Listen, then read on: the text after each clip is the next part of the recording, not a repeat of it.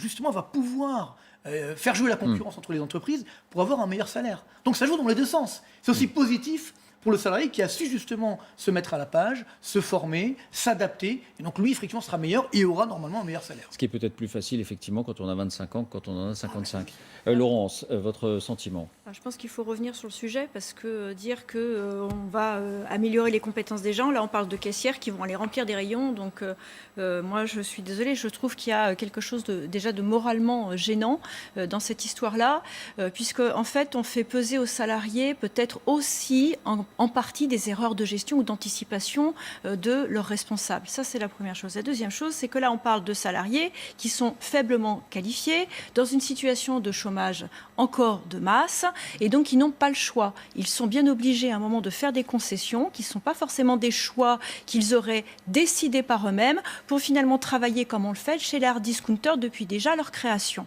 Donc pour moi, ce n'est pas une avancée sociétale, bien au contraire, c'est totalement révélateur de la déshumanisation de notre société. C'est-à-dire qu'en fait, les salariés deviennent des numéros, deviennent une masse informe qui est censée s'adapter aux différentes fonctions dans l'entreprise, qui est censée aller d'un poste à un autre, et finalement, il n'y a plus aucun sens à la question du travail, à la gestion du travail du salarié et au management du salarié. Et le résultat, c'est qu'on a des gens qui sont en souffrance par rapport à leur travail parce qu'ils ne sont pas là où ils avaient décidé d'être à la base. Et je trouve ça encore plus grave parce que dans ces supermarchés, le salariat, c'est très souvent des femmes qui sont aux caisses, qui déjà sont retirées, vous l'avez expliqué, des caisses automatiques.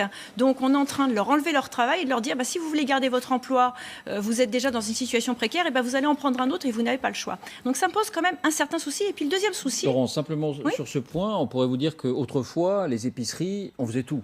On s'occupait des fruits et légumes, on s'occupait de la caisse, on s'occupait de l'emballage, et que la parcellisation du travail n'avait pas été forcément... Oui, mais l'époque des épiceries, on était en plein emploi. C'était les années 70, 80, on était à une période de plein emploi, ce qui n'est pas le cas aujourd'hui, donc le choix, il est quand même bien restreint. Et puis il y a autre chose, c'est la question de la participation des salariés et des syndicats dans les négociations.